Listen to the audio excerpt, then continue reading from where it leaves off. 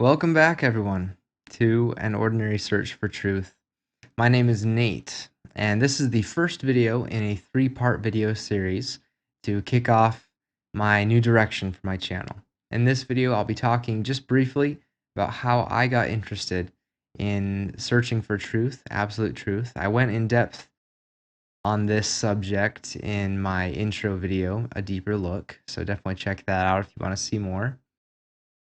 I'll also be talking about why it matters so much to me and why it might matter to you as well as where we have to start on this endeavor.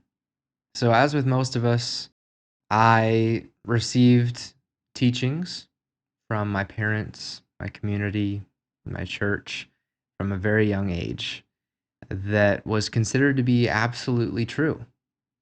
And I never questioned it.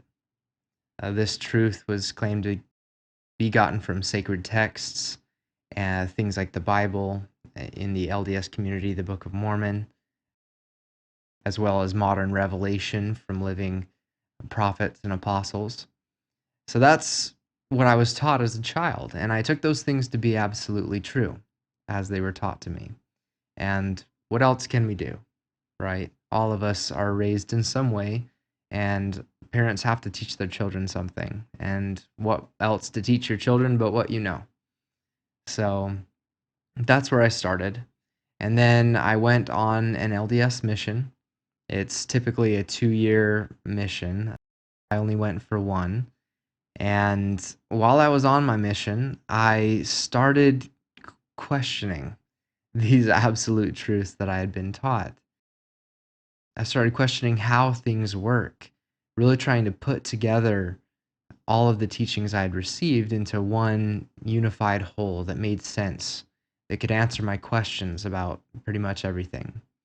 Because I considered absolute truth to be able to do that, to have an answer for any question that the mind can come up with. And while I was doing that, I realized that these things that I thought were absolutely true were actually, from my experience, were actually very relative in perspective. So at that point, not only did I decide to come home from my mission, but I was in a great conflict because I started wondering whether there was absolute truth. Because what I had previously considered was absolutely true no longer appeared to be so. So I thought, well, is there absolute truth? Or is everything subjective? Is everything absolutely subjective? Um, what evidence is true? Who do I believe? Where do I go? What do I know? And that was a scary place to be. So when I got home, I began my spiritual journey, my quest to find absolute truth, to sort through as many perspectives and opinions as I could. This included religions, any spiritual philosophies, philosophy itself, modern science. I took every avenue that I could to try and get to the heart of what is absolutely true. What is the foundation of reality, of everything, of me? So that's kind of where I started my journey. And the reason that I was so passionate about this is I had always cared about truth and openness and honesty and authenticity. That's just something that was very innate in me. But I think the real thing I was searching for, that was driving me to do all this research and all this change, was I wanted to be free from suffering and pain. And I think that's something that you can probably relate to as well. I I thought that maybe absolute truth would, if I could understand it, maybe it would show me how I could be free from pain and hurt and suffering, and give me peace, give me happiness. Those are things that I wanted. I wanted peace, and I did not want suffering, basically. And so is the quest of most spirituality. And I imagine if you're not interested in absolute truth or truth itself, then you must be comfortable with where your life is at. You must be comfortable enough. Things must be okay, because suffering is a real catalyst for anyone's search for truth, for anyone's search for spirituality. Either that, or maybe you think you already know, and so you don't feel you need to search anymore. That's up to you. But if you're anything like me, you maybe think about the hard things that you go through in life and think that you wish you could be free of those things, and wonder why you can't be happy all the time, or have peace in your life. Why are things so hard, so difficult?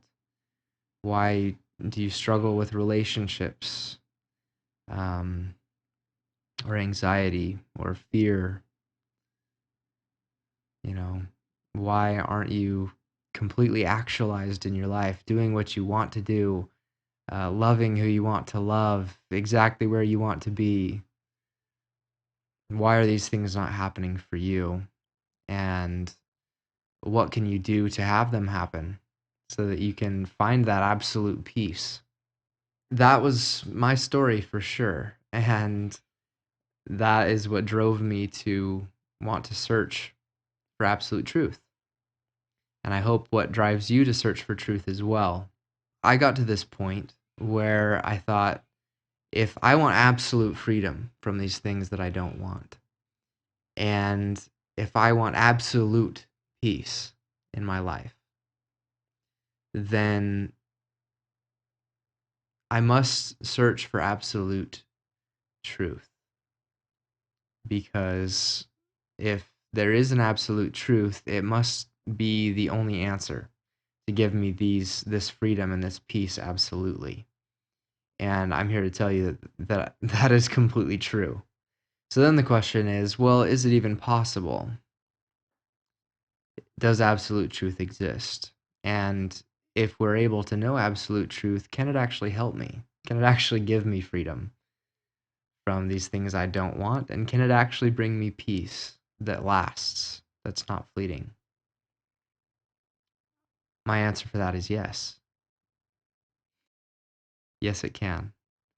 And yes, it does exist. And I'll go more into that in my next video. But does that mean that the path to finding it is easy? No. No, it's not. It takes a lot of change, an incredible amount of openness and acceptance, and a radical change in thinking in order to incorporate what I believe to be absolute truth into any worldview. You're going to have to re-examine a lot of things that you thought were absolutely true. A lot of assumptions that you've made that can be seen in a different light. And I've been working on that myself for the past many years.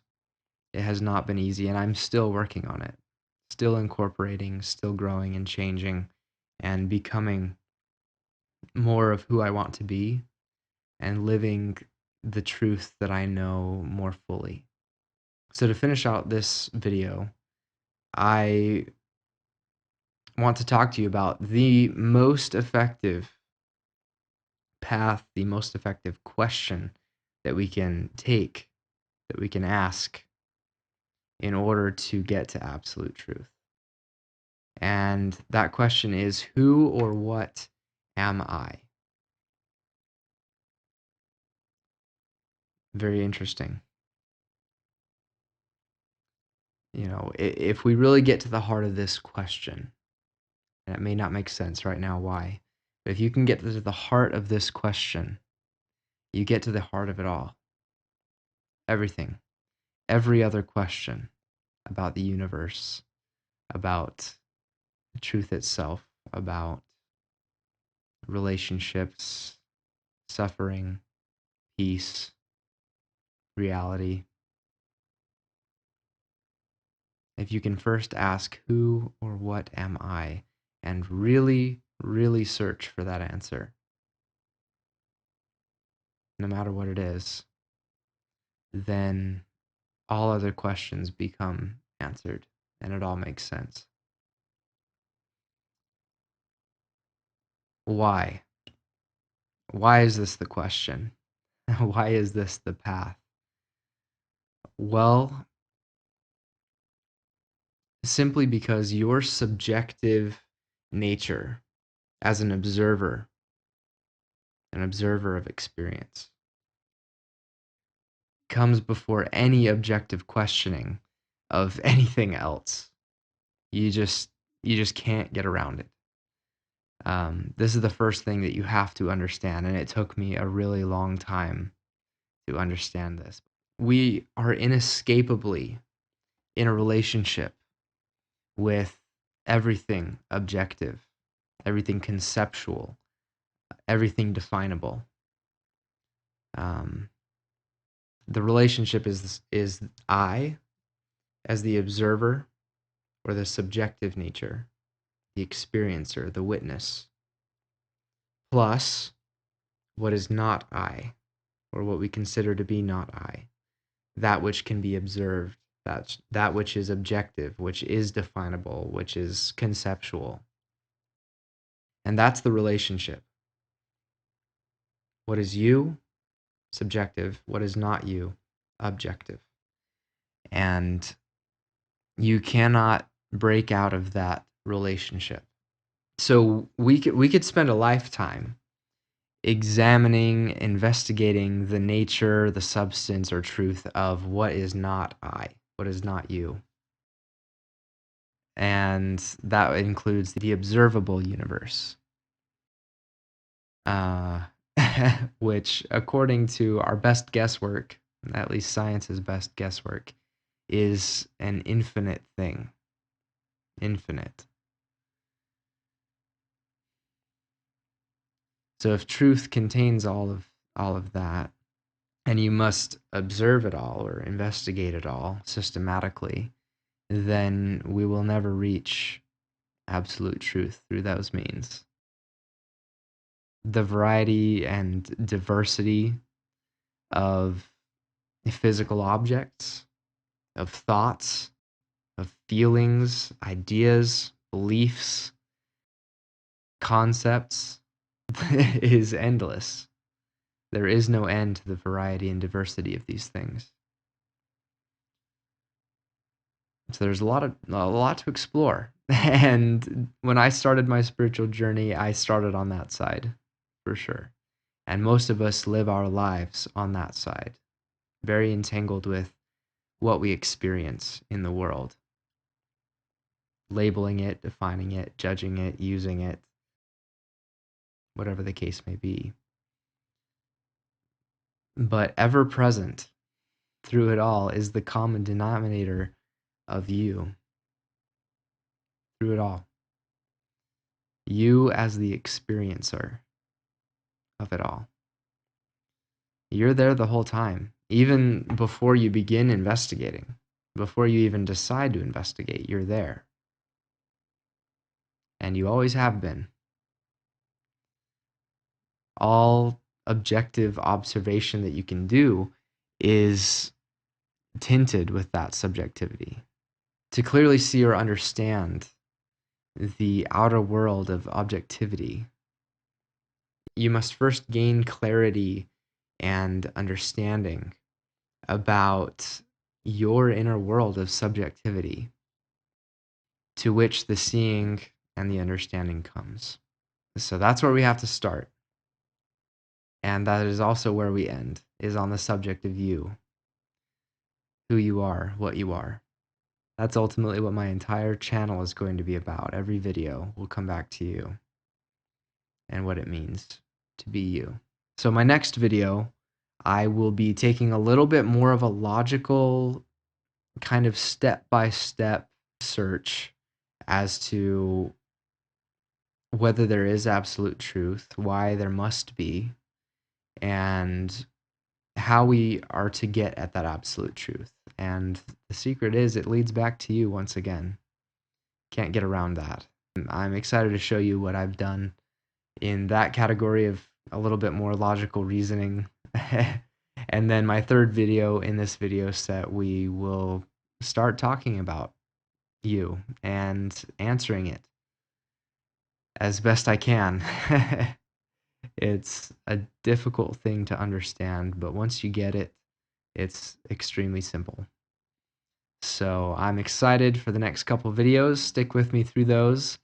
Thank you for watching, and I will see you in the next one.